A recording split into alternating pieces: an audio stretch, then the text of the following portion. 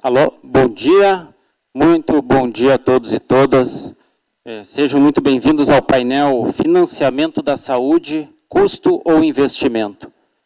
Para dar início à nossa atividade, nós gostaríamos de mostrar para vocês um vídeo da campanha Outubro Rosa, aproveitar que nós estamos no Outubro Rosa, há toda uma mobilização do nosso ecossistema, né, de políticas para o câncer, e nós gostaríamos de iniciar deixando essa mensagem aqui para vocês. Por favor, o vídeo.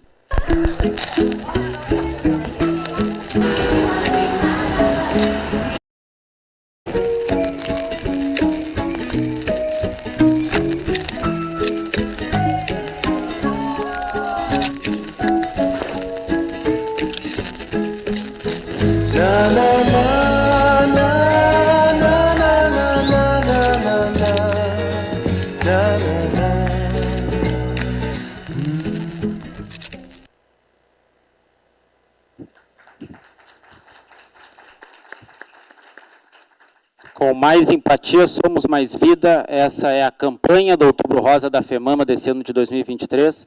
Nós queremos desde já desejar que todos e todas possamos nos envolver, né, mais do que nunca esse ano com a campanha, e construir de fato aí muita mobilização social e muita luta em torno dessas pautas tão importantes. Para dar início à nossa atividade, eu gostaria de dizer para vocês que nós estamos aqui hoje querendo tirar um pouco das máscaras que envolvem o tema do financiamento em saúde. Vocês puderam acompanhar aqui no hall a presença do Máscara, né, que estava convidando vocês a entrarem aqui, um pouco nessa brincadeira que nós quisemos fazer de o quanto este assunto talvez esteja mascarado. Então, foi pensando nisso que nós propusemos aqui para o Todos Juntos contra o Câncer a realização dessa atividade. Então, a cobertura universal de saúde é um direito fundamental de todos. Isso significa dizer que as pessoas devem ter acesso aos cuidados em saúde que necessitam, onde e quando precisarem. Infelizmente, hoje nós somos obrigados a concluir que o Brasil é um dos países que tem tido desempenho insuficiente quando o assunto é cobertura universal de saúde. Um dos pontos centrais para nós universalizarmos de fato a cobertura de saúde no nosso país é avançar no debate sobre o modelo de financiamento que nós temos hoje e quais os seus limites e desafios. E foi pensando em dar voz a esse debate que a FEMAMA, a Federação Brasileira de Instituições Filantrópicas de Apoio à Saúde da Mama, organizou esse painel para perguntar, afinal de contas, a saúde é custo ou é investimento? Então, inicialmente, gostaríamos de apresentar a mediadora aqui do nosso painel, a presidente da FEMAMA, a doutora Mayra Calef. Ela é médica mastologista e chefe do Núcleo da Mama no Hospital Moinhos de Vento, em Porto Alegre, no Rio Grande do Sul. Atua voluntariamente na causa do câncer de mama e há 30 anos fundou o Instituto da Mama do Rio Grande do Sul, o IMAMA, e há 17 anos a FEMAMA.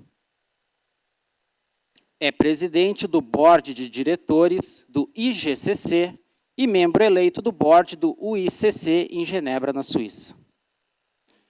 Apresentamos também nosso painelista, o senhor Michael Oberreiter.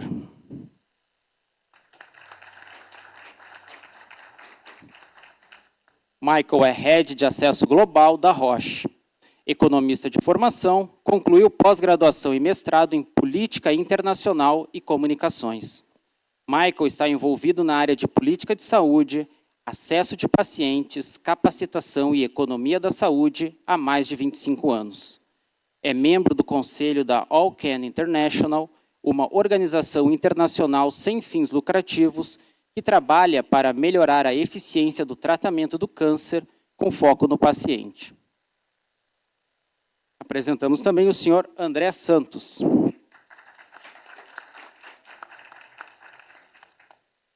Graduado em Farmácia e Bioquímica pela Faculdade de Ciências Farmacêuticas da USP, tem mais de 10 anos de experiência trabalhando com dados públicos, foi fundador da plataforma ClickSUS, inteligência competitiva na área da saúde e sócio-diretor da consultoria AT Saúde. Atualmente é líder de produtos para a indústria farmacêutica na Semantics.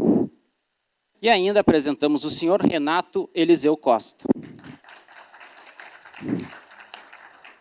doutorando em políticas públicas, mestre em gestão de políticas e organizações públicas pela Unifesp, MBA em gestão de projetos pela FGV, bacharel em gestão pública pela USP. Atualmente é coordenador do LabGov na USP e da especialização em gestão pública também na Universidade de São Paulo.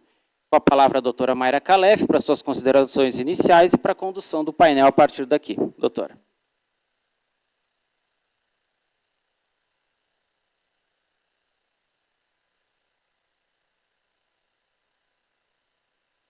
Bom dia a todos, muito obrigada pela presença. Eu acho que isso aqui hoje é um momento disruptivo na questão do entendimento do que a saúde realmente é para nós todos. Geralmente, o primeiro motivo de votar em alguém é votar em quem se interessa pela saúde. Mas nós temos que, talvez, mudar essa narrativa, porque a saúde não é custo. E só o que a gente tem ouvido aqui, nesses tantos painéis que a gente tem ouvido falar, aqui nesse encontro e em outros, que custa tanto, quanto é que vai custar? E a gente não consegue avançar. Então, eu gostaria de começar já mergulhando, né, dizendo assim, o quanto que a FEMAMA se orgulha em fazer parte dessa história que já começou aqui o Todos Juntos contra o Câncer há quase 10 anos, em São Paulo, e que congrega mais de 300 representantes e organizações voltadas ao cuidado do paciente oncológico. Agradecer muito ao Michael e à Roche, porque não é fácil isso tudo acontecer, e que, gentilmente, em março, aceitou esse convite quando eu fiz para ele, para a gente debater esse assunto.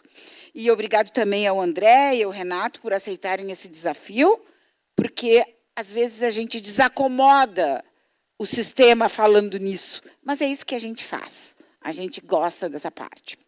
Nós, da FEMAMA, sabemos o quanto é importante para os brasileiros, em especial para as associações de pacientes com câncer, que tanto lutam para avançar as políticas públicas, discutir financiamento da saúde. Hoje em dia, está muito em voga o conceito de letramento em saúde. O que significa? O que é essa capacidade que os indivíduos têm de entender o sistema e avaliar criticamente o sistema? Mas, para isso, precisa de informações, e que isso é uma das propostas do que a gente vai falar aqui hoje.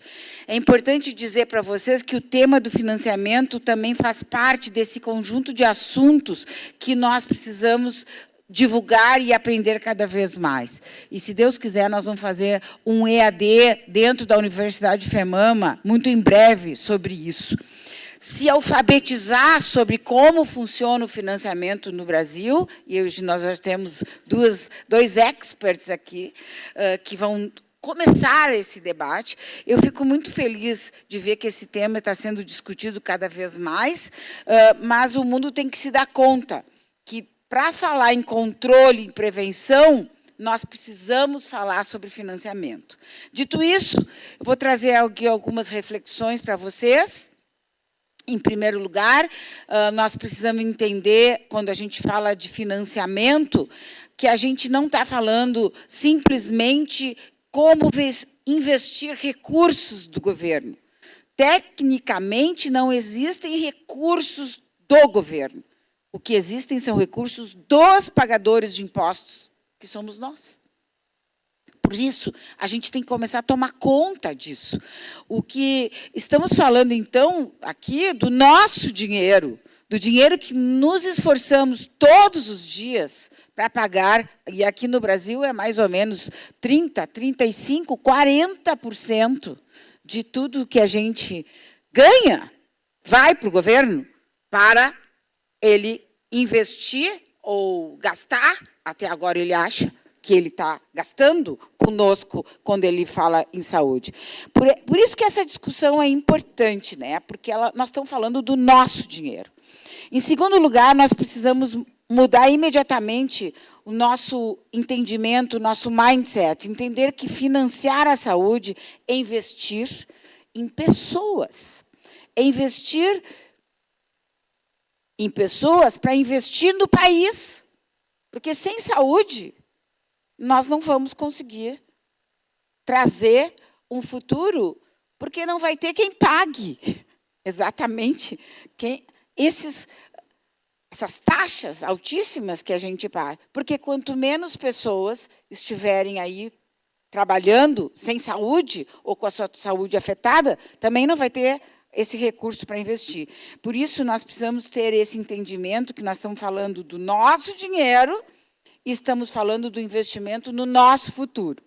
E, a partir daí, então, a gente precisa conhecer algumas lições para promover melhores resultados. E eu tenho aqui que o SUS atende hoje, o nosso SUS, Michael, que é o Sistema Universal Health Coverage, atende exclusivamente 75% de toda a população brasileira. Mas, na verdade, ele atende 100%, porque em algum determinado momento a gente precisa do SUS, toda a parte de vacinação, toda a parte de transplantes. Muitos pacientes não conseguem, através dos planos de saúde que eles pagam, todo o atendimento na sua jornada. Então, ele cai no SUS, cai. E cai, já é um problema, né, a gente dizer isso, porque ele tem o SUS, mas cair parece que é uma coisa que para baixo, né? E não pode ser. A gente lida aqui, investe nessa coisa da equidade de recursos. Hoje o Brasil investe cerca de 3,8% do PIB, que é a soma de todos os bens e serviços produzidos no país em saúde. Só para termos uma ideia, em 2021, os Estados Unidos gastaram quase 18% do PIB, a Inglaterra, 15% do PIB. E nós estamos falando aqui de 3,8%. A outra coisa, de acordo com esse estudo, então, de sustentabilidade e resiliência do sistema de saúde no Brasil, produzido pelo Fórum Econômico Mundial e pela FGV, fizeram um cálculo que seria importantíssimo a gente aumentar progressivamente esse recurso financeiro no SUS, que fosse capaz de pelo menos 6% do PIB nos próximos 10 anos, para dar maior sustentabilidade. Terça-feira, o presidente Lula e a sua comissão falou que, em 10 anos, ele quer 10% do PIB investido em saúde. Guardem esse número. 10%. Daqui a 10 anos, nós vamos estar na frente do Congresso, num lobby day, dizendo onde estarão os 10% do PIB. Porque ele assinou um convênio esta semana, falando que ele quer 10% aplicado em saúde. Então, nós precisamos encontrar esse espaço no orçamento da União e também dos estados e municípios para conseguir ver como esse recurso é gasto. Além disso, esse recurso é investido. Eu mesma tenho que me corrigir todo o tempo. Além disso, poderíamos considerar a tributação adicional sobre produtos prejudiciais à saúde. Tabaco, álcool, açúcar. Nós poderíamos pensar em outras formas de recolhimento desses recursos. E eu penso que é preciso, como muito bem estava falando o Michael agora há pouco, que a criatividade pode surgir de como sustentar a saúde, surgir de países como o nosso, que tentam se reinventar a todo tempo pela necessidade. E nós temos que fazer com que isso seja uma política para fazer diferente. Política, não política de um governo, é uma política de Estado, é um outro tipo. Essa é uma primeira lição. Então, nós precisamos investir mais.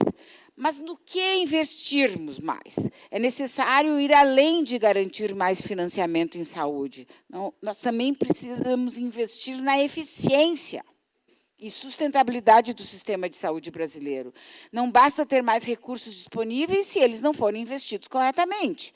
Então, sabemos que os investimentos no SUS, em especial na atenção primária e na rede de saúde da família, têm ajudado a diminuir o gasto da população do seu próprio bolso com saúde, através desses incentivos, distribuição de medicamentos e outros. Mas esses gastos diretos da população na grande parte com medicamentos, e ainda se gasta muito, representa 13% dos gastos das famílias no Brasil. O que para algumas famílias significa deixar de atender outras necessidades, para gastar em uma lista de medicação que não está lá disponível no SUS. Por isso, todo investimento em prevenção e na atenção primária acaba por otimizar esse recurso e evitar maiores gastos em hospitais e unidades de pronto atendimento. Muitas pessoas hoje em dia recorrem às emergências, ao pronto atendimento, para conseguir cuidar da sua dor, cuidar do seu problema, que ela está na espera há 2, 3, 6 meses, há 1 ano, para ver um reumatologista, por exemplo, no SUS. Eu queria falar um pouquinho agora, só uma janelinha, sobre o IEPO, que eu tenho muita honra de participar, e isso foi uma cadeira que é a minha hora de homenagear uma pessoa que é a Merula, que antes de mim, quem estava lá no External Advisory Board do IEPO era a Merula. E a Merula já não conseguia mais viajar. E, para quem não sabe, a Merula é a líder de todo esse movimento, de Todos Juntos contra o Câncer.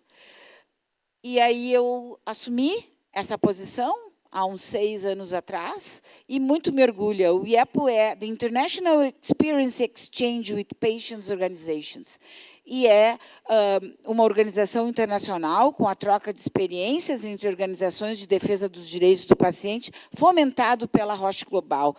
E a Roche Local tem sido uma grande parceira aqui no Brasil para que a gente leve o IEPO a todas as organizações.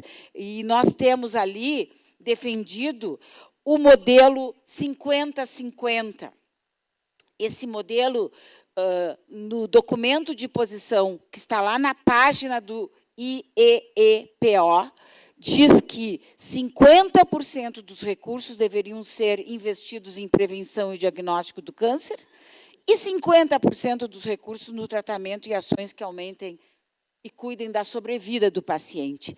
Então, é um modelo guris, como diz aqui a gaúcha, que a gente precisa pensar em ver como isso poderia ser proposto. Vamos pegar o ministro Taishi, vamos pegar pessoas que está tão perto da gente, para a gente levar esse modelo que o IEPO, que é uma entidade internacional, é um movimento, na verdade, internacional, está tentando colocar no mundo. Esse investimento na prevenção de doenças é crucial, e eu não estou falando só do câncer agora, no mundo onde as comorbidades dos pacientes estão aumentando e a população está envelhecendo. Por isso, é tão importante a gente falar em investir pelo menos metade do recurso em prevenção. Nós acreditamos que esse modelo 50-50 incentiva uma mudança de mentalidade para ver os gastos com saúde como um investimento e não um gasto a longo prazo na sociedade.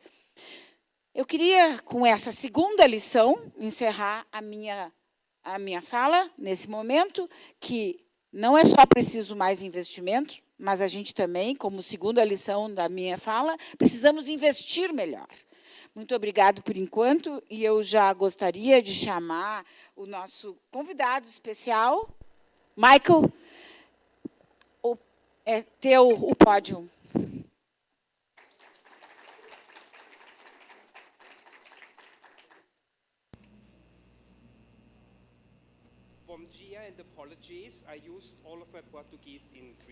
Bom dia e desculpem, todo o meu português eu usei em 3 segundos. Estou muito feliz de estar aqui. Primeiro, quando falamos cuidado com a saúde, custo ou investimento, a gente precisa tirar o ponto de interrogação. Ela é um investimento, não é custo, a gente só tem que achar uma melhor forma de achar ou de provar isso. E, na verdade, eu não tenho como dizer não para a Mayra. E eu quero falar agora como nós podemos mudar o nosso mindset e fazer o caso, né, para investimento em saúde, como provar que é investimento. Eu vou falar aqui. Eu sou filho de mãe única.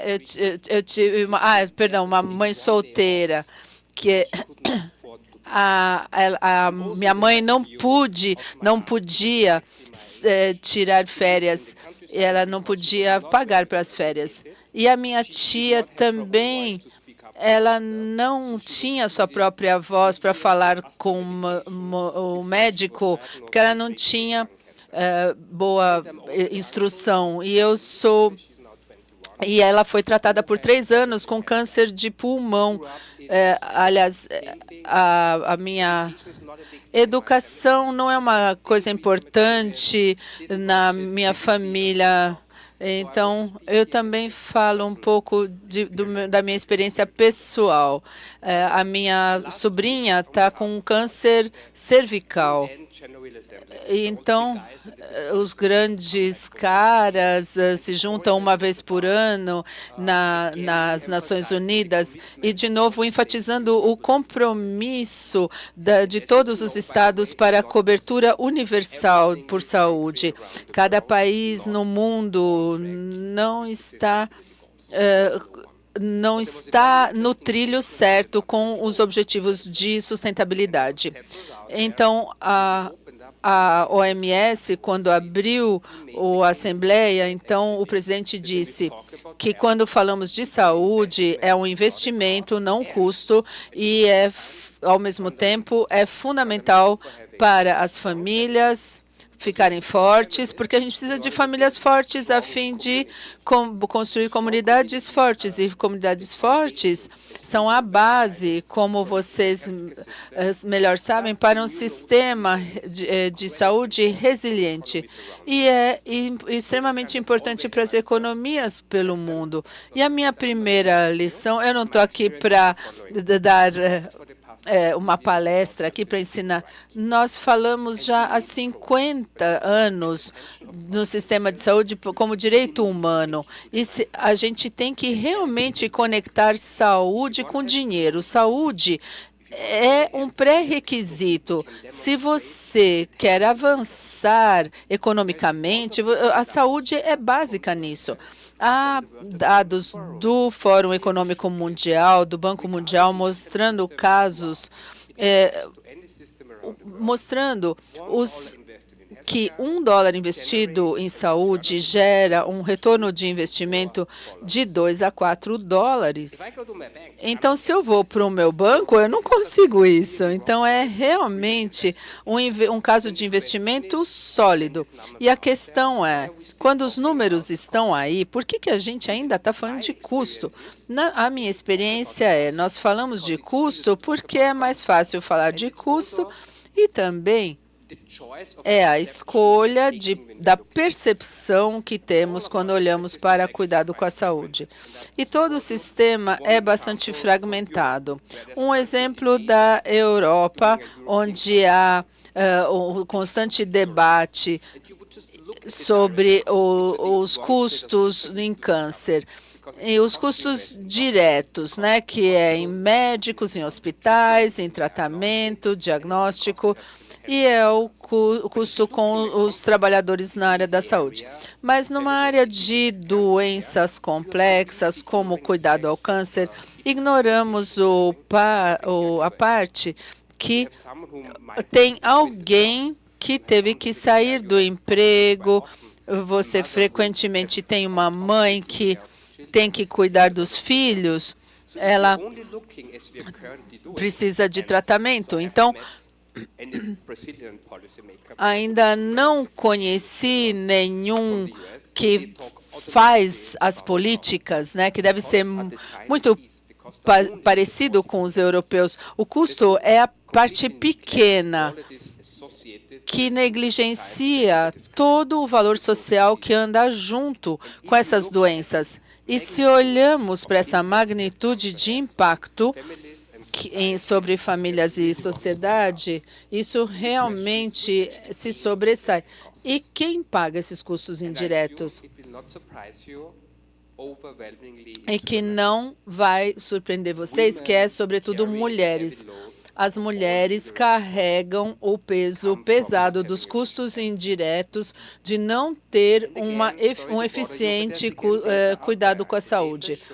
Os dados mostram que no espaço de cuidado com a saúde, 76% do serviço mal pago na saúde é feito por mulheres.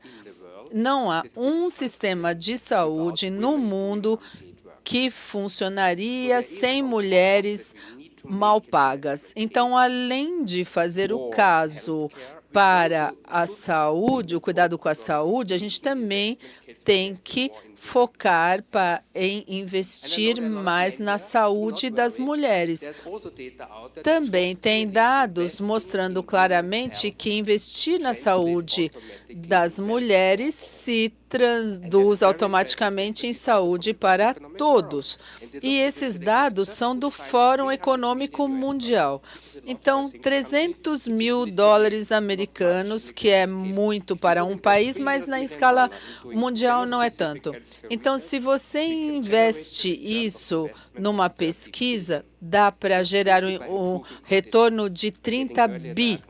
Então, com o diagnóstico precoce, com as mulheres gastando 50%, como você disse, em prevenção.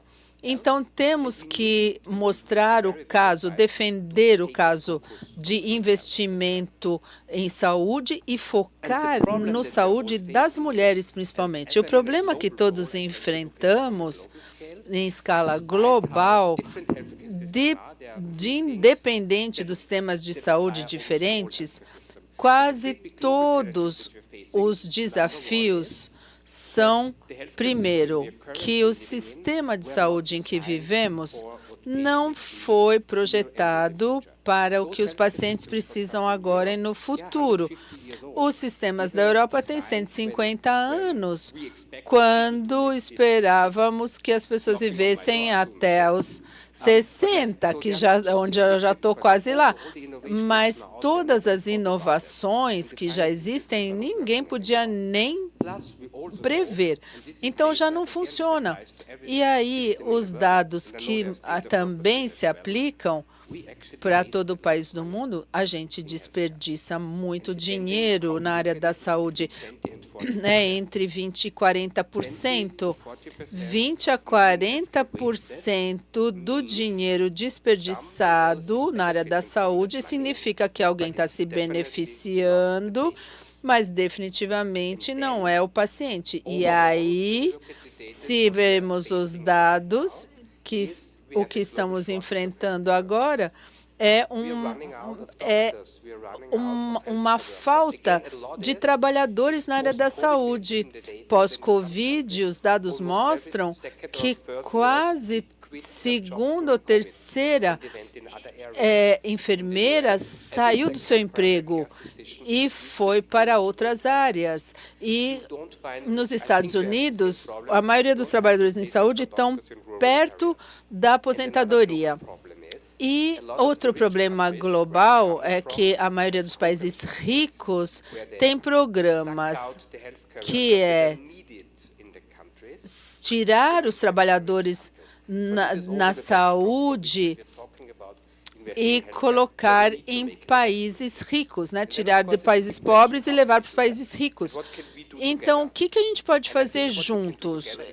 É focar em três coisas. Primeiro, nós precisamos levantar o caso de que saúde é investimento.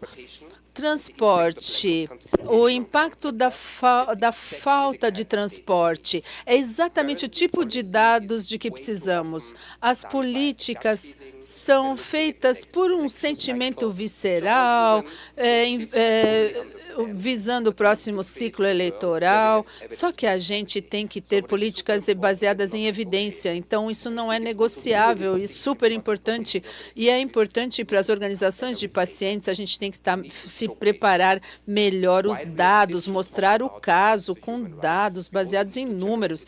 Então, a gente precisa demonstrar os dados para mostrar que é investimento e tem que ser dados locais. Se o Brasil não é diferente de muitos outros países, ninguém na Áustria liga para dados da OMS. Eu espero que não tenha ninguém aqui. Mas isso não muda nada no país. Você precisa de dados locais, num contexto local. E o segundo, como você disse, a gente precisa mudar o foco para prevenção, diagnóstico e tratamento precoces, porque é muito importante isso, é o melhor para investir em saúde, é a melhor estratégia. E a gente precisa ter eficiência nos investimentos. E a melhor posição para estar aqui, o Brasil, ele vai fazer parte do G20 em 2024. Haverá um evento no Rio em julho, onde os caras importantes, o presidente americano, todo mundo vai se juntar e cuidado com a saúde estará na agenda. Então, os olhos do mundo, pelo menos naquela época, estarão no Brasil. E eu acho que dá para encontrar uma audiência importante, muita inovação, muitas ideias boas. Se vocês pudessem gerar dados daqui até lá, encontrar algo para mostrar que saúde é investimento, eu acho que as coisas vão mudar. Muito obrigado.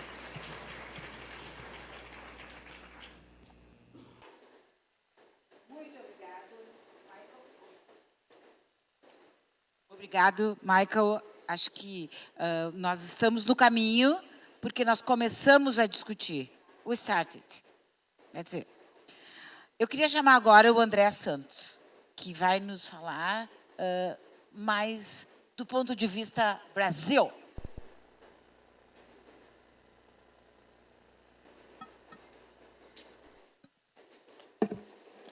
Bom, vamos lá, né? Eu acho que o Michael, tudo que ele foi falando é engraçado, que ele estava falando global, mas a gente viu o Brasil aqui dentro, né? Então, os desafios são os mesmos, são bem próximos ali do que a gente vive aqui. E aí eu vou falar um pouquinho, o desafio que me foi me dado é explicar um pouquinho o nosso sistema, como funciona o nosso sistema, e falar um pouquinho do sistema público e do sistema privado. Então, aqui, meus conflitos de interesse, tá?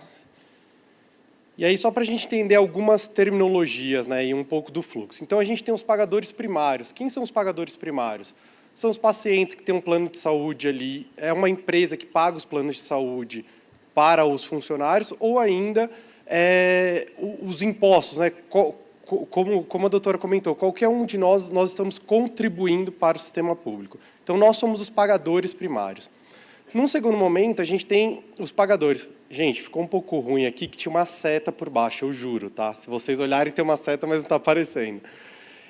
E aí a gente tem os pagadores dos serviços, de fato, que é o plano de saúde, é o governo, é uma autarquia. Então, eles são os pagadores do serviço, mas o dinheiro ele começa ali na ponta, né, de uma empresa, de um beneficiário ou da população. Depois, a gente vai ter os prestadores de serviço, que vão consumir esse recurso que o pagador está passando para eles. Então, você tem os médicos, os hospitais, os laboratórios. E, por fim, quem vai se beneficiar dos serviços prestados vão ser os pacientes. E qual que é a lógica financeira disso tudo que a gente está falando? Tá?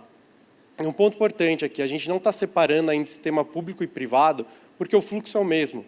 Você só muda ali os stakeholders que estão em cada uma das caixinhas.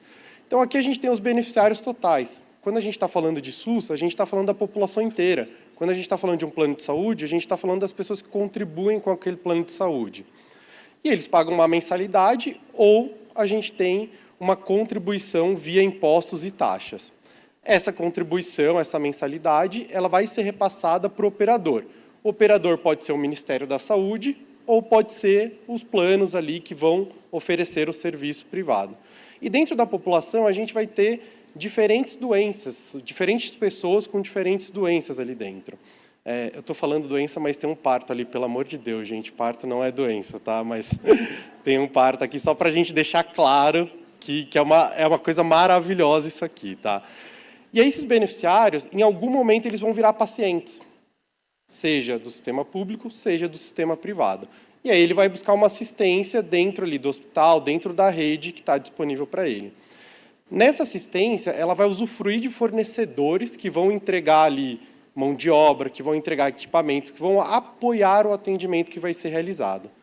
Depois disso, esse prestador, né, o hospital, o médico, enfim, ele vai mandar para o operador uma validação falando, ó, eu fiz determinado atendimento com esses e esses critérios e eu estou cobrando tanto para isso.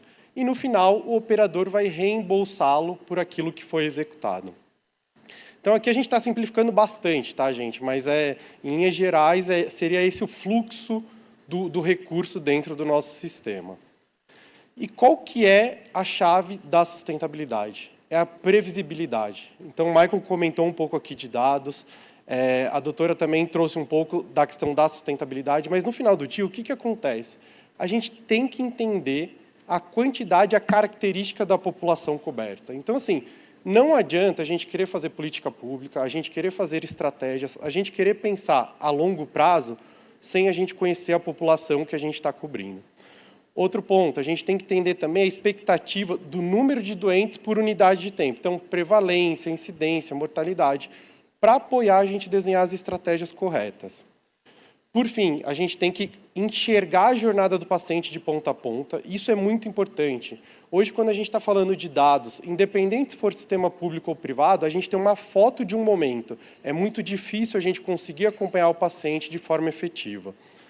E, por fim, a gente tem que incluir tudo, né? Quando a gente está falando ali quanto esse paciente custa para o sistema, a gente tem que olhar diagnóstico, tratamento, a evolução da doença, e não só um momento específico. E, por fim, o que gera o aumento dos preços é a incerteza. A partir do momento que a gente tem a incerteza, os preços vão lá para cima, e aí a gente começa a falar de custo e não de investimento. E qual que é o cenário atual, né? Aqui eu vou passar até mais rápido, porque a doutora já trouxe até mais detalhados os dados, mas esse aqui é um estudo que foi lançado das contas satélites de saúde, então ele compara ali alguns dados. A gente tem que hoje, no geral, o Brasil investe 9,6% do PIB, só que desse total, só 3,8% vem do governo. Então, é um cenário alarmante. Por quê? Não está mudando ao longo do tempo, é uma coisa que até diminuiu ao longo do tempo, então isso é um cenário bem agravante do que a gente está vivendo. E quando a gente compara, no total, o Brasil ele chega até a ficar próximo de alguns países desenvolvidos. Mas quando a gente olha o quanto o governo deveria estar contribuindo comparado a esses outros países, o nosso governo está muito aquém da contribuição ideal. E hoje a gente tem dois sistemas aqui dentro. Então, eu acho que a fala da doutora ela foi muito certeira em falar que o SUS não é para 75%. O SUS é para 100%. O SUS é para todo mundo. Algumas pessoas têm a possibilidade de usar plano de saúde. Essa é a diferença. E no final do dia, da onde vem a origem dos recursos, né? Então, quando a gente está falando do SUS, ele vem de impostos e taxas, e quando a gente está falando ali da saúde suplementar, ele vai vir das mensalidades pagas ou pelos indivíduos de forma direta ou pelas empresas que esses indivíduos são colaboradores.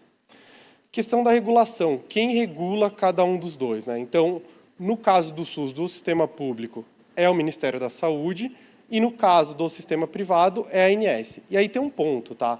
O Ministério da Saúde, ele regula de ponta a ponta. Ele vai regular o prestador, ele vai regular o recurso, como ele está sendo encaminhado.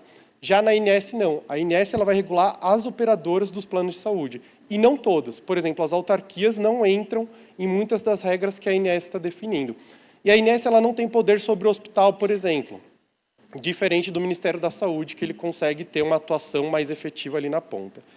E, por fim, vamos falar um pouquinho dos medicamentos oncológicos, né? Como acontece a aquisição ali em cada um dos dois modelos. Então, no SUS, a gente tem, primeiro, uma recomendação da Conitec, e depois a gente vai ter uma decisão final, né, descentralizada, ou seja, a nível do prestador de serviço. Cada prestador vai escolher o que ele vai utilizar e como ele vai utilizar. No final do dia, essa utilização está orientada pelo valor de reembolso, por quanto o governo paga. E aqui a gente tem um ponto muito importante. Hoje, no SUS, a gente não paga o medicamento, a gente paga a linha de tratamento. É a primeira linha de tratamento, a segunda linha de tratamento. Então, aqui já tem um agravante, porque foi um sistema construído lá atrás. Essas tabelas, esses valores, a maioria deles foram instituídos em 2008, que você tinha poucos medicamentos para tratar qualquer tipo de câncer. Hoje não, está cada vez mais específicos, a gente tem subtipos, a gente está evoluindo na terapia que a gente consegue oferecer, mas o sistema não evoluiu junto. E hoje, para orientar e para apoiar, a gente tem os DDTs, que são as diretrizes terapêuticas, né, diretriz diagnóstico e terapêutica, e os PCDTs, que são os protocolos clínicos e diretrizes terapêuticas. Para alguns casos de câncer, a gente tem o PCDT, que ele deveria ser seguido. Para outros, a gente tem os DDTs, que ele é uma recomendação e cada médico, na ponta, decide qual que é o melhor caminho que deve ser tomado. No caso da ANS, é um pouco diferente. Os e um ponto importante, tá? Todo e qualquer medicamento ele tem que passar pela Conitec, não existe exceção aqui dentro. Já na ANS, não. Todo medicamento oncológico endovenoso, ele é cobertura obrigatória. E os orais, eles precisam passar pelo rol ali, por uma aprovação, por um processo de avaliação. Aqui o modelo é fee-for-service, né? Então a gente paga ou o pacote do tratamento ou o medicamento de fato, ele é reembolsado aqui. E, por fim, ele é orientado pelo protocolo. Então, cada hospital tem o seu protocolo, ou cada operadora tem o seu protocolo, e eles acabam realizando esse protocolo para conseguir oferecer a melhor linha de tratamento ali para os pacientes. E só para a gente fechar, e até para depois o Renato vir e contribuir ainda com mais números e a gente abrir para a discussão, eu trouxe um slide aqui. Então, aqui a gente está falando de VBHC, né, de Value Based Healthcare. Então, basicamente, o que é valor em saúde, né? E por que a gente está nessa discussão de custo versus investimento? Então, no final do dia, você quer aumentar o desfecho, você quer ter um custo cada vez menor para entregar esse desfecho, só que tem um ponto importante, ele tem que ser pertinente para o paciente. Hoje, o que acontece? Porque a gente fala muito de custo e pouco de investimento. Primeiro, o dinheiro não é colocado de forma efetiva onde precisa ser. Então, a gente não investe de forma efetiva, de forma com qualidade para gerar resultados. E muitas vezes a gente investe em pontos que não são relevantes para o paciente. Então, por exemplo, a gente teve uma mesa ontem que a gente estava falando de deslocamento. Deslocamento é uma barreira para o paciente fazer o tratamento. A gente está olhando para isso? A gente está investindo nisso? Se não está, muitas vezes a gente não adianta chegar e falar assim, estamos com tantos milhões para tratamento, só que o paciente não consegue chegar e fazer o tratamento. Então, a gente tem um problema ali dentro. Então, isso que é um ponto importante, essa equação eu gosto muito, que ela tem o fator pertinência. Isso tem que ser pertinente para o paciente. E quando a gente esquece esse fator, vira custo. Quando a gente põe ele de volta na equação, ele vira um investimento. E é isso, gente. Muito obrigado. Excelente. Oi? Excelente, André. E essa é a história do nosso SUS, né? É tudo para todos. E na FEMAMA a gente diz tudo para todos que precisam. É a pertinência, porque senão ele vira desperdício ou custo. Agora vamos ouvir o Renato. Vem, Renato.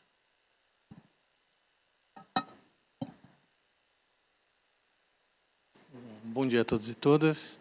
Primeiro começar agradecendo o convite e a oportunidade, e faço esse agradecimento porque quando conversava do convite, não pude deixar de falar que eu fui paciente oncológico, e mais que isso, eu fui apoiado por uma das instituições que estão aqui.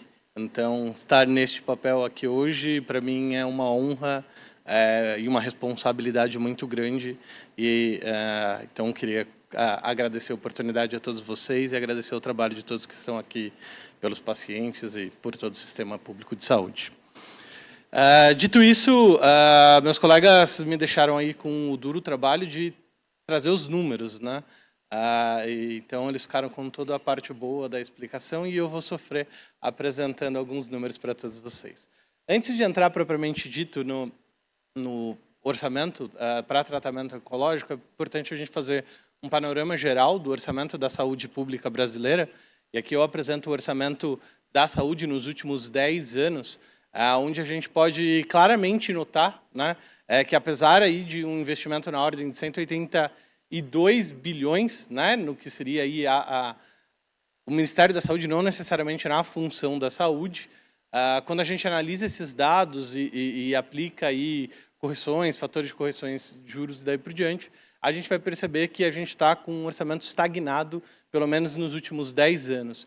Então, que a gente tem pequenas variações, mas essas variações elas não são, de fato, significativas, né? E apesar da gente ver um aumento do orçamento no período de 2020 e 2021, fica muito claro, quando a gente tira ali o fator Covid, que, no fundo, a gente tem até nesse período uma pequena queda do orçamento na área da saúde, que é retomado a partir desse ano. Então, esse é um primeiro olhar geral, e como a gente falou um pouco do PIB, ou quanto isso representa, na verdade, aqui no caso não especificamente do PIB, mas do orçamento da União, a gente novamente retoma essa estabilidade, e a gente vê que, no fundo, olhar só para o orçamento público, né, a gente vai perceber que, de fato, o orçamento relacionado com a saúde ocupa aí 3,51% do orçamento brasileiro, o que é um valor baixíssimo frente aos dados já apresentados aqui pela doutora e pelo aquilo que a gente almeja chegar. Quando a gente olha ainda para esse orçamento, e aí isso que causa uma preocupação maior, e observando ainda para os últimos anos, o que a gente vê nos últimos 10 anos é a ampliação ou a fragmentação desse orçamento, principalmente na figura do aumento da composição desse orçamento via emendas parlamentares, né? Então, a gente pode falar que, basicamente, aí a gente tem do orçamento da saúde dividido em 3 grandes blocos, sem fazer aqui grandes explicações econômicas. Aquele grupo de despesas, que são as despesas obrigatórias, em que a gente fala que onde o recurso vai ser gasto já está, por fato, determinado, então são 77% dos custos. 14% ali do recurso desse orçamento são para despesas discricionárias, e aí a gente está falando daquelas despesas em que o gestor tem uma capacidade maior de fazer modificações nesse orçamento para adequar à realidade local e à necessidade do seu olhar para o sistema de saúde. E aqui é muito importante falar que a gente sabe, né, que tem o federalismo fiscal, ou seja, as diferenças orçamentárias em cada um dos locais, então por isso também a gente está focando aqui só no orçamento federal. E hoje, basicamente, 8,8% de todo o recurso que vem da saúde vem de emendas parlamentares. E a gente está falando de algo aproximadamente aí de 7 bilhões de reais por ano, né? E aqui não é uma crítica à figura da emenda parlamentar, mas é muito mais uma preocupação sobre a estabilidade desse recurso, né? Já que as emendas parlamentares elas são decididas ano a ano. Elas podem ser, obviamente, um instrumento importante de investimento, como o próprio gráfico mostra, né? Quando a gente vê aí que as emendas estão representando basicamente 45% daquilo que é o investimento aqui num sentido econômico mesmo, né? Do ponto de vista orçamentário. Hoje as emendas parlamentares representam 45% de tudo aquilo que é incorporado de novidades dentro do sistema de saúde. Então, essa fragilização, essa fragmentação é muito importante. E se a gente olha só para esse elemento financeiro do investimento, e de novo fazendo as correções orçamentárias necessárias, a gente vai visualizar que, no fundo, a gente perdeu aí 6 pontos percentuais de investimento nos últimos 10 anos, né? O que, se a gente considera ainda somado ao avanço da tecnologia, e daí por diante, isso pode representar um prejuízo muito maior, vamos assim dizer. Aqui vou passar um pouquinho mais breve, mas é só para fazer uma comparação do ponto de vista do olhar para o investimento em saúde, e a gente vai ver que o Brasil, apesar de, como o André bem colocou, a gente, em alguns pontos, do ponto de vista de gasto, se aproxima de países desenvolvidos.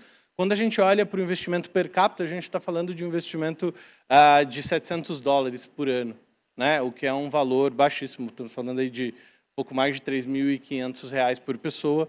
E como a doutora bem falou, se a gente considerar o universo todo de 100% de atendimento do SUS, e em todas as suas áreas, esse é um valor baixíssimo, né? E desse custo todo, né, ou desse investimento todo, somente 42% são de investimentos que estão ligados ao orçamento público propriamente dito. Então, a gente tem ainda um outro grupo de investimentos importantes. Quando a gente olha, aqui não quero entrar na tecnicidade, mas onde está o investimento desses recursos do ponto de vista do orçamento, a gente vai ver que a gente tem basicamente 3 divisões que são muito importantes, né? O primeiro, que são os gastos da assistência hospitalar e ambulatorial, e aqui é muito importante porque a gente vai visualizar que, infelizmente, a maior parte do orçamento da oncologia está aqui neste ponto, então tem aqui, obviamente, faltou ali diagnósticos, mas aonde estão as cirurgias e as internações, isso representa hoje 49% de todo o investimento daquele orçamento em saúde. A atenção básica, onde está o diagnóstico, a prevenção, responde aí a 18% do nosso orçamento, quase 19%, mas aqui é importante falar que tem sido a área que tem merecido maior atenção, com um crescimento orçamentário de 38% nos últimos 10 anos. Né? E, na sequência, o tratamento, o suporte profilático e terapêutico, onde estão basicamente aqui as drogas e os produtos farmacêuticos. Então, aqui está o grande grosso, vamos assim dizer, né, do investimento desse orçamento da saúde, sobrando aí ainda 10% para a administração do próprio sistema e daí por diante. Né? Como eu mostrei, inclusive, no gráfico anterior, de todo aquele recurso que a gente falou, de 181%, 90% são investimentos diretos na saúde e 10% são recursos que estão relacionados à manutenção do próprio sistema de saúde. E quando a gente olha para a oncologia, e aqui é bastante importante mencionar que preferi aqui fazer uma opção por usar estudos do próprio TJCC, a partir do Observatório da Oncologia, a gente vai ver que de todo o orçamento da saúde, a gente tem trabalhado com em torno de 2 a 3% do orçamento voltado à oncologia, o que representou no último ano aproximadamente 3,9 bilhões de reais. Né? 77% desse orçamento, como eu falei, é gasto em atendimento ambulatorial, 10% em internações e 13% estão dentro, né? São gastos com cirurgia, sendo o gasto médio de atendimento ambulatorial R$ 758, de internação R$ 10.082 e de cirurgia R$ 3.400. Olhando para valores médios, né? Claro que vão ter elementos mais complexos. Mas por que trago esse elemento? Para mostrar que a gente está, talvez, olhando, e aí, como já foi bem dito, para o foco errado. Né? Se a gente olha toda a composição de custos, a gente vai ver que, pegando aqui só 3 tipos, né, de câncer, somente mama, próstata e pulmão, né, nos 3 casos, tirando o pulmão, menos de 10% do custo está relacionado ao diagnóstico. E a maior parte do custo estão relacionados aos outros procedimentos. E quando a gente observa isso ainda, quando a gente olha para esses procedimentos, o que tem aí elevado, né, o que tem aumentado o custo são as quimioterapias ou outros tratamentos nesse sentido. Então, isso faz a gente pensar que talvez o foco, né, possa mudar. E por quê? Né?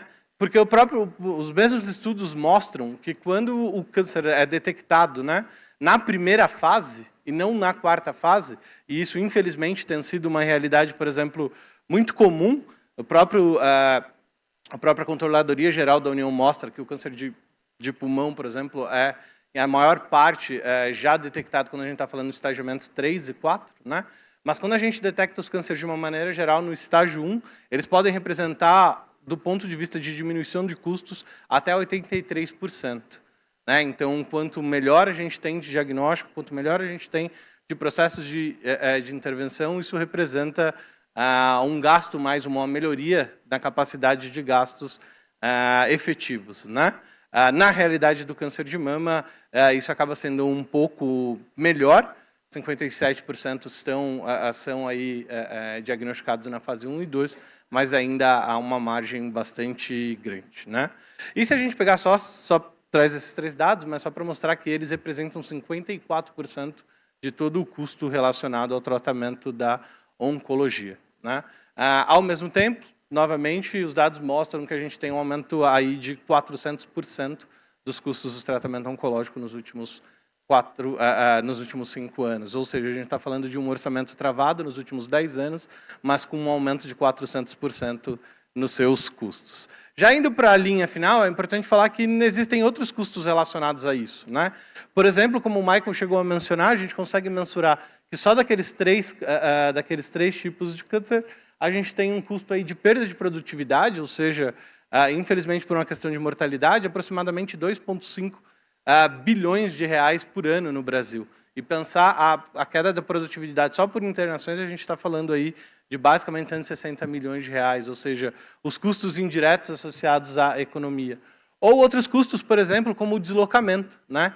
E aí, quando a gente olha para a realidade brasileira, a gente vai perceber, por exemplo, que uma distância média para um tratamento na área de oncologia no Amapá, né, ultrapassa os 300 quilômetros, né? Ou Roraima também, que ultrapassa aí os 390 quilômetros. Falando de uma distância que a pessoa, para fazer o tratamento ambulatorial, ela precisa percorrer, né? Então, só esses custos, por si só, já são alarmantes e já são aplicados. Indo para a linha final, né?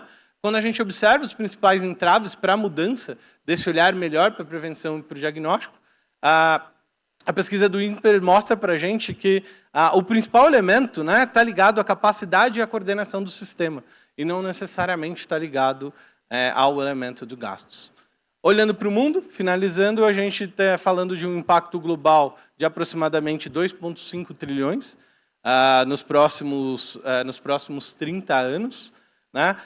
E se a gente olhar ainda para qual tipo de gasto ou para onde vai esse tratamento, a gente vai olhar que são basicamente 5 tipos de câncer que vão consumir 46% de todos os recursos para isso. A gente está falando basicamente de parar uma China por um ano para fazer os tratamentos de gastos de tratamento oncológico. Então, quanto a gente pode pensar na redução desses custos. E termino falando que a gente tem, e hoje a legislação brasileira apresenta aí alguns caminhos para a gente pensar a melhoria desses custos, né? Por exemplo, o Fundo Nacional de Enfrentamento ao Câncer, que vem sendo discutido no Congresso Nacional, e pode ser uma nova fonte de recursos com foco específico na oncologia. Os acordos de compartilhamento de riscos, que podem permitir aí a entrada de novos produtos, novas drogas no mercado, de uma maneira mais barata para o setor público, principalmente pensando naqueles recursos de ponta. Os subsídios cruzados, pensando aí como que a gente consegue financiar e de uma maneira mais justa isso. E esqueci de colocar, né, começa no nosso país também, no próximo ano, a nova lei de licitações, em que a gente tem a figura do diálogo competitivo, que pode ser uma possibilidade do setor público investir na saúde desde o seu começo. Então, apesar do cenário das fragmentações, tem um caminho bastante interessante que a gente pode traçar. Então, era isso. Agradeço a disponibilidade de todos vocês. Muito bom, muito bom. Acho que tu começas assim deprimindo, mas dá uma saída legal, né? Eu achei bom essa parte. Então, agora a gente tem uma oportunidade, nós temos ainda algum tempinho, né, para conversar, e eu queria, antes de começar, umas perguntas aqui que eu já meio que preparei, a equipe FEMAMA preparou junto. Vocês teriam algum comentário sobre uns aos outros? Porque a gente fica fazendo assim todo o tempo, e é impressionante como, sem tanto ensaio, como as falas se completaram. Então, eu queria saber, Michael, tu está surpreso com esses números brasileiros? O que tu gostaria de complementar do teu ponto de vista? Porque ontem mesmo tu falava assim, como a gente conhece pouco o que acontece no Brasil.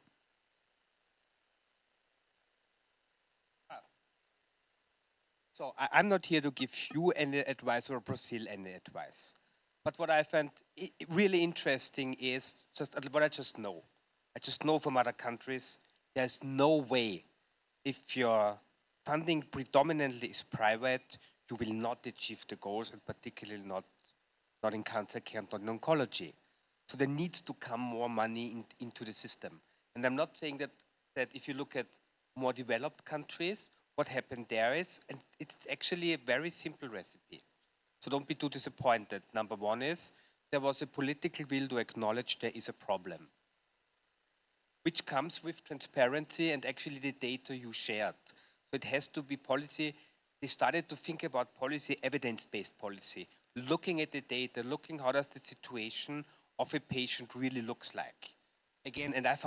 Vendo como, então, é importante, quão profundamente você olhou no sistema. Então, primeiramente, foi a vontade política. Então, os países que... Porque precisa entrar mais dinheiro no sistema. Então, primeiro, a vontade política, mas não deixar os políticos dirigirem o show, né? Então, os políticos têm que... É a administração que tem que dirigir isso. Então, olhando para os dados, baseado em evidência, qual é a real necessidade de pacientes, e aí perguntar para a administração. Não é a resposta mágica, mas foi o que levou ao progresso nessa área. E ter métricas. Eu sei que não é sexy, mas não funciona sem indicadores do progresso, na minha visão. Pode comentar? Claro. Eu acho que está funcionando. O grande ponto aqui é a gente ter um monitoramento, a gente conseguir fazer as coisas, medir as coisas. Hoje a gente fala muito, ontem foi falado muito isso também, né?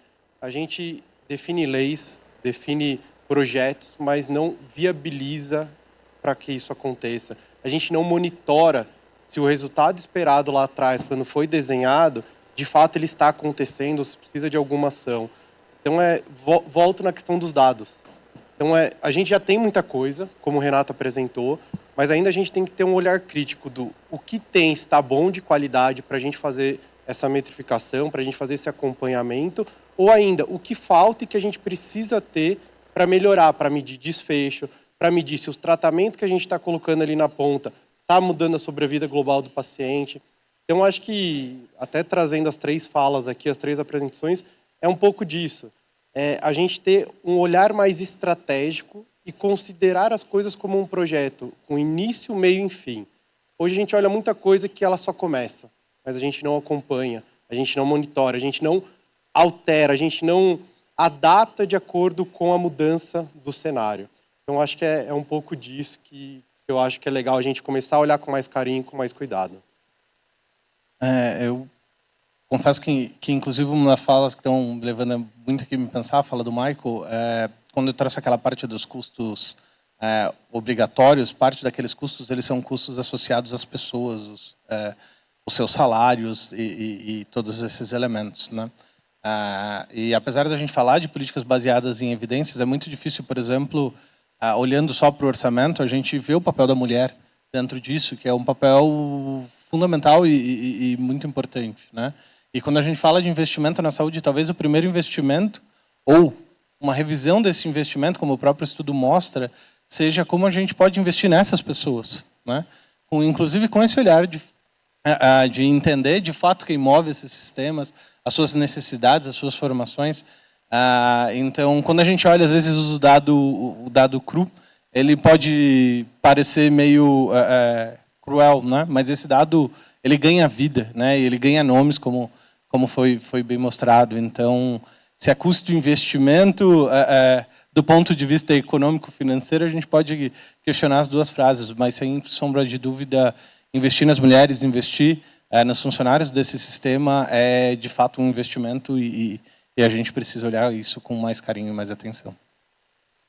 Nós temos algumas perguntas entrando pelo QR Code, por favor. Eu vou passar para o Alexandre. Obrigado, doutora. Temos, então, uma primeira pergunta aqui da Isabela Basso. Para os 3, por favor, né? Pensando em toda essa questão de financiamento em saúde, principalmente nos desafios em fornecer tratamentos de qualidade para todos, qual é a visão de vocês da pesquisa clínica? Pensando nela como mecanismo de desonerar os sistemas públicos ou particulares. Na sequência, voltamos com mais uma segunda pergunta. Vou começar com essa. Complexa essa pergunta. Realmente, a pesquisa clínica, principalmente quando você está falando de sistema público, ela funciona para muitos pacientes que em nenhum momento pensariam em utilizar aquela droga, que eles não teriam condição de utilizar aquela droga. Então, ela é sim uma estratégia de acesso ao medicamento, mas, na minha visão, ela não é um acesso consistente para a população. Ela vai beneficiar poucas pessoas. Quando a gente está falando de sistema, quando a gente está falando de uma população do Brasil de 200 milhões de pessoas, não é eficiente. mas sim ela é uma estratégia para alguns poucos. Então, eu conheço médicos do SUS que eles têm uma cadernetinha lá de todas as pesquisas. Então, o objetivo principal dele é colocar a paciente dentro de uma pesquisa clínica para ela ter acesso ao melhor medicamento de ponta ali. Hoje, infelizmente, isso é uma realidade dentro do SUS, mas, na minha visão, não vai se resolver o problema que a gente está discutindo aqui. E, pelo contrário, né, você mostra caminhos alternativos que isentam o governo. Não, tem essa opção aqui, eles podem fazer isso. Então, acho que a gente tem que discutir, de fato, como unificar as linhas que o Renato trouxe ali dentro de um cenário maior para conseguir fornecer para toda a população e não para alguns poucos que têm essa possibilidade. Bom, confesso que não é super minha área, mas vou me arriscar um pouco. Acho que quando a gente olha para o orçamento, não deu um pouco para falar, um dos grandes problemas que a gente tem, do ponto de vista até da organização orçamentária, é o excesso de judicialização de medicação, né? Isso é um problema num sentido de desorganização do sistema, dos valores e do reolhar para o investimento. Eu, em alguma medida, acompanho aqui o André, mas acredito que a solução que a gente tem buscado, mesmo que ainda com um monte de problemas, né, do ponto de vista legal e jurídico, o acordo de compartilhamento de risco, com uma modalidade de possibilitar acesso a novos tratamentos, a essas drogas, mesmo que ainda não 100% conclusivas do seu resultado, pode ser uma forma, ao mesmo tempo, de possibilitar o acesso, né, e isso, sem sombra de dúvida, é um ponto importante, mas do ponto de vista do orçamento, diminuir, né, o risco do governo ou os recursos que o governo vai utilizar dentro disso. Então, é um caminho que eu tenho um pouco observado e acredito que parece ser promissor, obviamente, desde que tenha um desenho efetivo. Queria fazer uma pergunta agora para o Michael, que é o seguinte: mais do que nunca, a indústria farmacêutica possui hoje um papel estratégico para a saúde global. Como você avalia esse papel? Quais as lições que a indústria tem aprendido em países desenvolvidos no que diz respeito ao investimento em saúde? Existem algumas experiências que tu conseguiria compartilhar com a gente para a gente tentar... Muito obrigada. Tá bem. Para a gente aplicar no Brasil? Primeiramente, o que aprendemos durante a Covid, principalmente, não conseguimos fazer sozinhos. As indústrias farma, e vocês podem confirmar isso, somos um pouco arrogantes. Somos parte de um ecossistema e tudo o que ajuda em termos práticos, eu acredito. Então, a parte do elemento é a PPP, é a parceria público-privado. Então, o governo sozinho também não consegue. Então, a sociedade civil é requerida, a indústria, farma e outras indústrias também são importantes. Tem outros setores aí. E requer também o governo. Então, um exemplo prático, temos um projeto junto com a Roche, a OMS é um parceiro, o Banco Mundial é um parceiro, é um programa para detecção precoce e tratamento precoce para câncer cervical e de mama. É na África, Quênia, Zimbábue, Costa do Marfim. Então registrou 30 mil mulheres. Parte do projeto é coleta de dados e medição do progresso. E eu acredito que esse é o futuro. Então, o que aprendemos também é que, quando se trata de programas de suporte aos pacientes, é a necessidade de encontrar um caminho para os pacientes se tornarem, de alguma forma, em algum ponto, parte do sistema. Porque a farma financiando o tempo todo não é sustentável.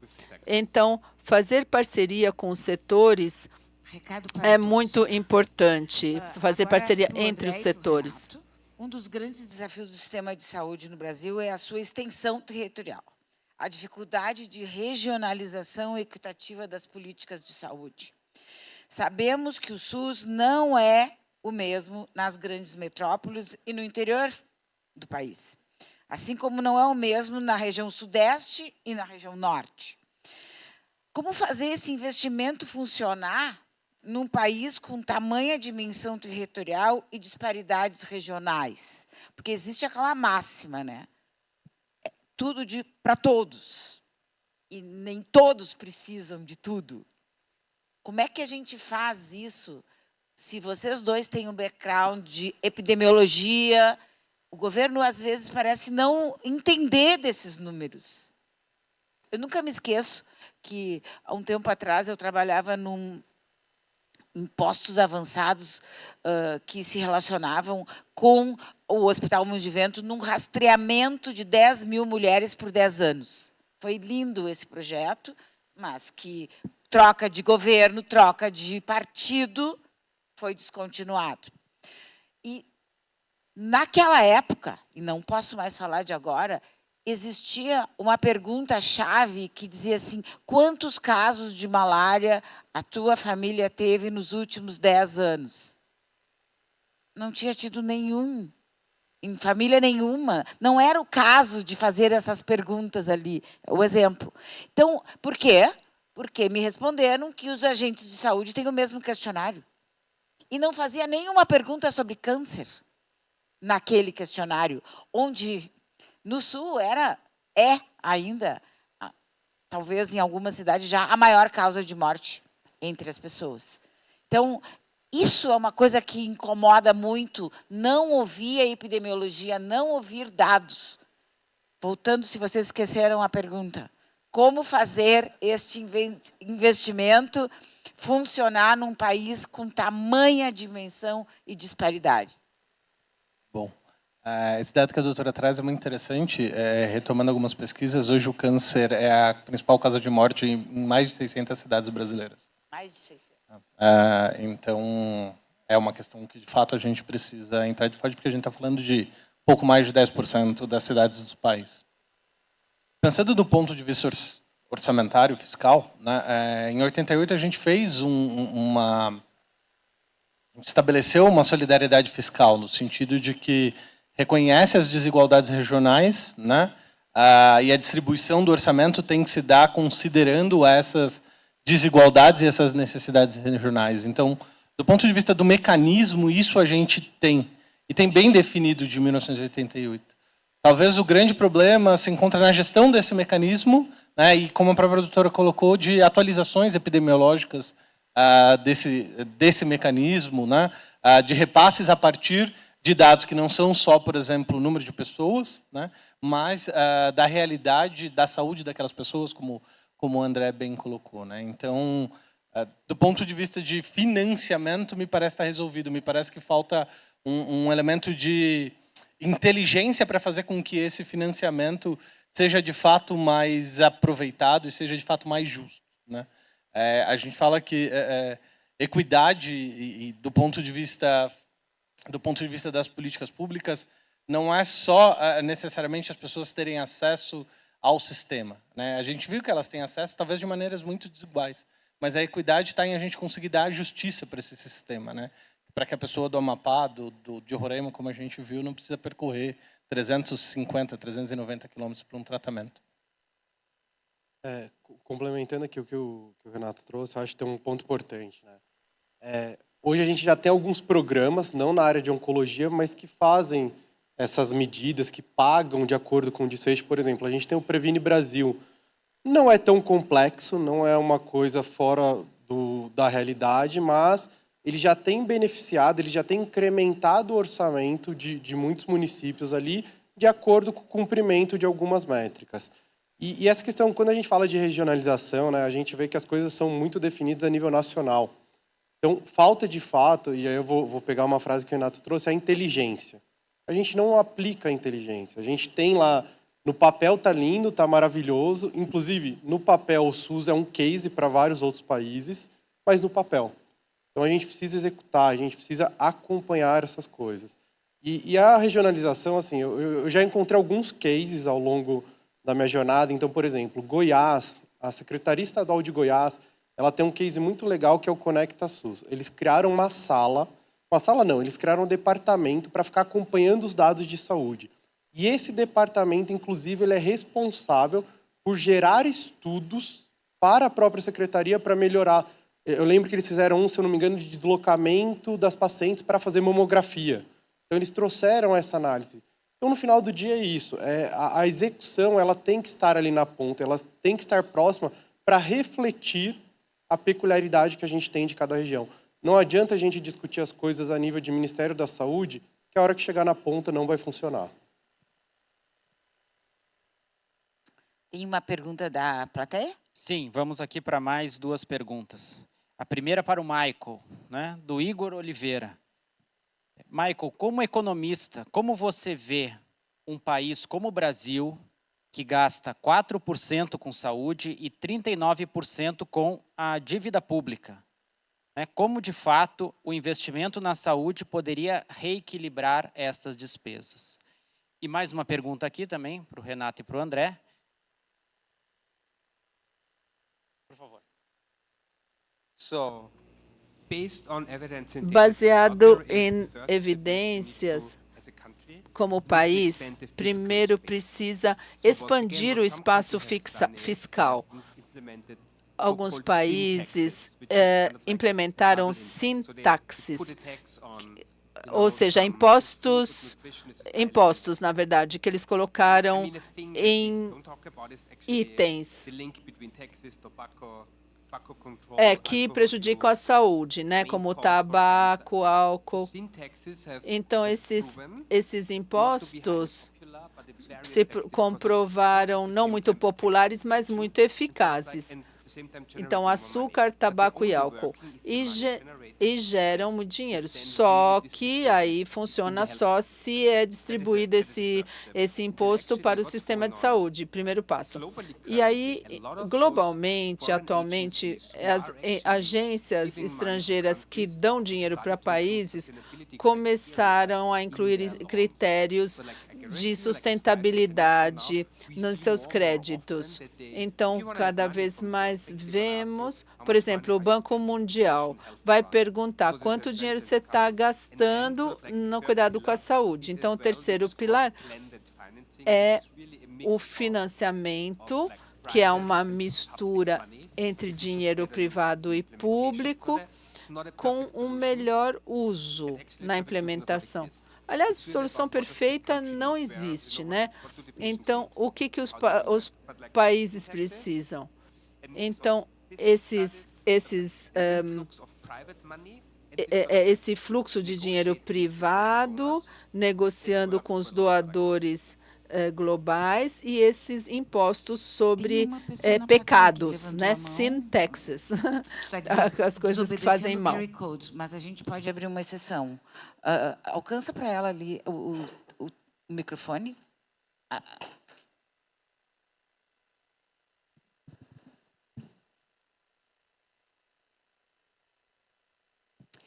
Eu me chamo Adriana Brasil, sou da Fundação Ilumina, da cidade de Piracicaba, e eu queria reiterar, né, o case. A gente geralmente fala de case de sucesso, eu gostaria de dizer um case de insucesso, justamente pelas barreiras que foram apresentadas, né, principalmente pelo Renato. Nós tivemos, numa mudança de governo, uma vulnerabilidade incrível de não receber 7 milhões de emendas que ficaram retidas. Nós tivemos que judicializá-las todas, ganhamos todas, mas 1 ano e meio depois.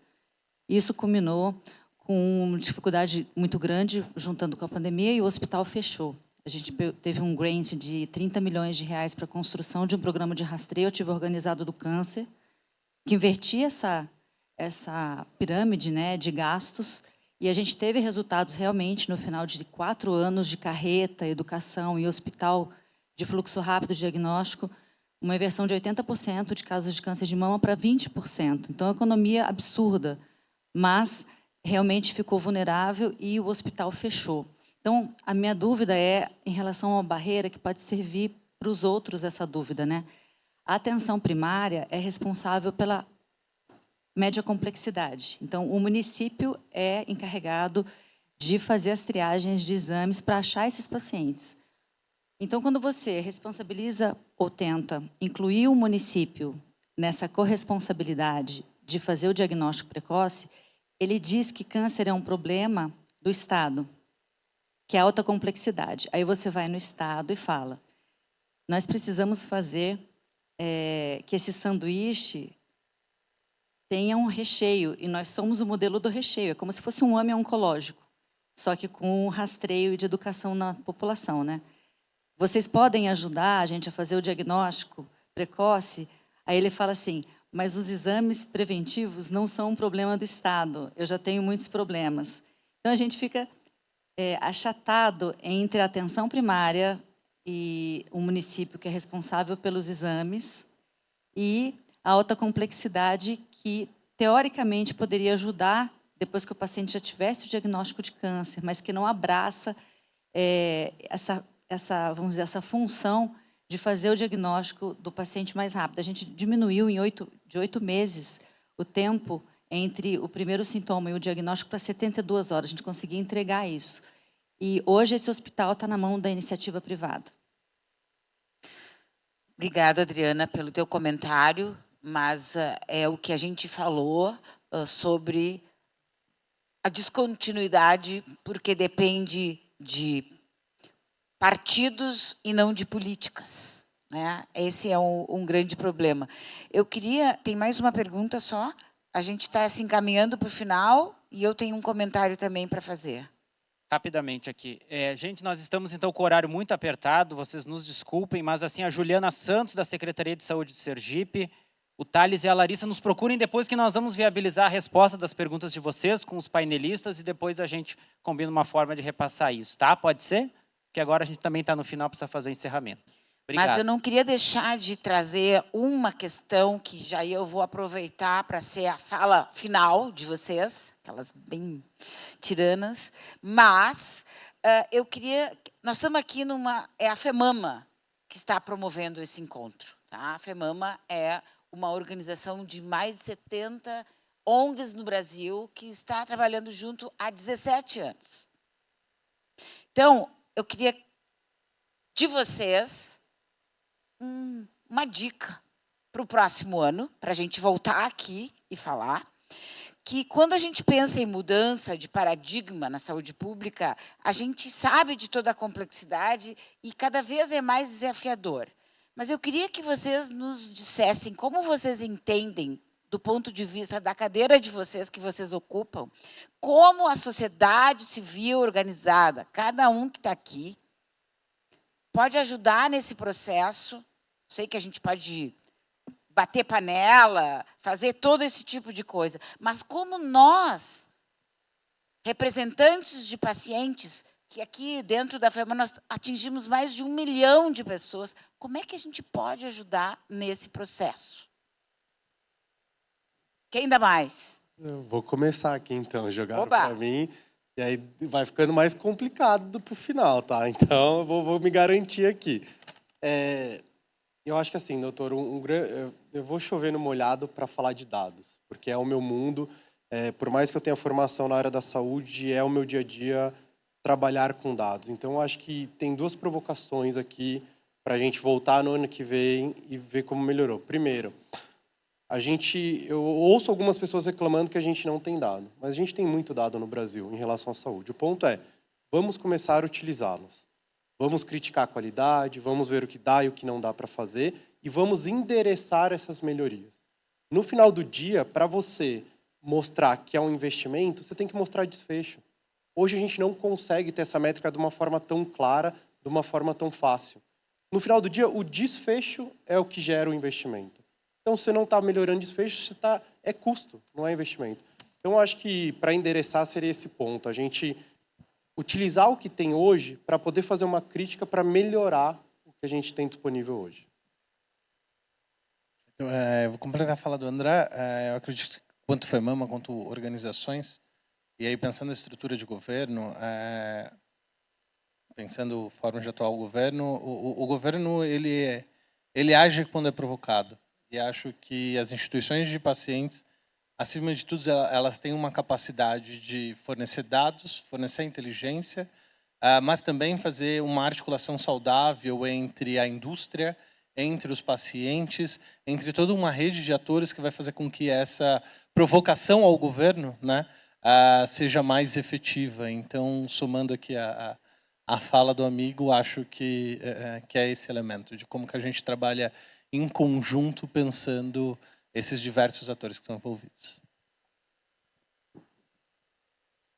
So I feel pretty weak between two experts of that caliber. Eu My estou recommendation would be we fraco have entre become esses increasingly good at dois describing what the problem de is. tanto We need calibre. to come up with some solutions. Nós estamos bons em descrever o problema e precisamos vir com É desafio para soluções. nós, gente. Eu queria agradecer muito a presença de todos, mas principalmente a presença do Renato, do André e do Michael, que veio exclusivamente para o Brasil para apoiar esse evento, para estar aqui com a gente, a toda a rede FEMAMA que está aqui e ao Todos Juntos contra o Câncer. Muito obrigada.